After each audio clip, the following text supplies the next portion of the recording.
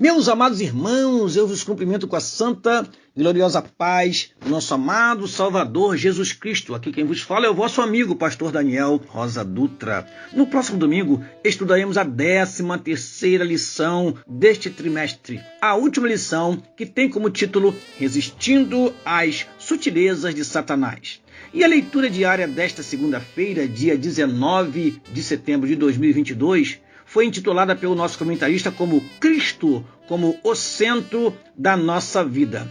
E foram colocados dois textos para a nossa reflexão. O primeiro texto, 1 Coríntios, capítulo 2, versículo 2, diz assim: porque nada me propus saber entre vós, senão a Cristo e este crucificado.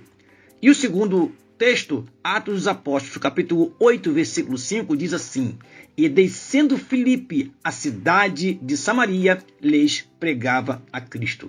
Amados irmãos, na última aula deste trimestre, o comentarista destacou 4 doutrinas que são alvos de Satanás desde a fundação da igreja. Primeiro, a cristologia, a doutrina acerca de Cristo. Segundo, a doutrina acerca das Escrituras Sagradas. Terceiro, a doutrina acerca do Espírito Santo, ou paracletologia.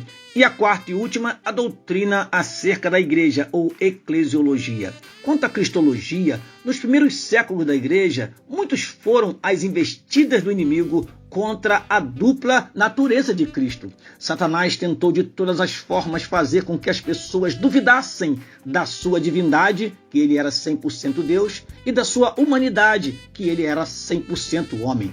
Nas últimas décadas, a sutileza do inimigo se constitui em fazer com que Cristo não seja o centro da nossa vida de fé. Por essa razão, o comentarista destaca que Cristo é nosso Salvador e Senhor no primeiro tópico da lição.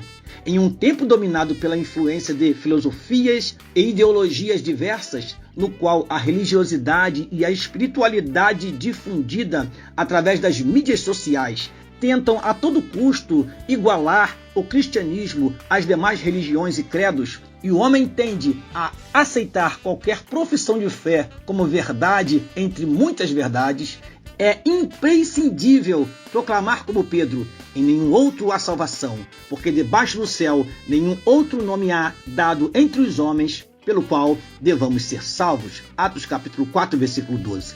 Além de Salvador, Cristo é o Senhor da vida do cristão. Ter Cristo como Senhor é estar submisso à sua vontade e às suas ordenanças. A vida do cristão deve ser pautada nos sublimes exemplos e ensinamentos que o Senhor nos deixou. Ele nos ensinou a amar até mesmo os nossos inimigos. Ele nos ensinou a perdoar mesmo estando na cruz, a não desejar os primeiros assentos e nem desejar estar à direita ou à esquerda dele no seu reino. Ele nos ensinou a chorar por um amigo e chamou de amigo aquele que o traiu. Ele nos ensinou a nos submetermos à vontade do Pai, ainda que isso resulte em sofrimento, pois o nosso galardão está nos céus. Além disso, ele nos ensinou 2 ordenanças, as quais não podem ser esquecidas e menosprezadas: o batismo em águas e a santa ceia do Senhor. Satanás, com sua sutileza, tem influenciado a muitos, oferecendo um outro evangelho, no qual o centro é o homem e não Cristo, e as coisas materiais ao invés das coisas espirituais. A leitura de hoje mostra a importância de pregarmos mensagens cristocêntricas. Muitas mensagens que ouvimos hoje estão tão repletas de palavras de efeito, de palavras triunfalistas e de sugestões psicológicas, de forma que os pregadores até se esquecem de fazer o convite àqueles que desejam ter um encontro com Jesus. Paulo pregava Cristo, Filipe pregava Cristo e Pedro pregava Cristo. Para que Cristo continue sendo o centro da vida do cristão, é necessário que continuemos falando ousadamente da sua vida, sua morte, sua ressurreição e seu retorno para arrebatar a sua igreja.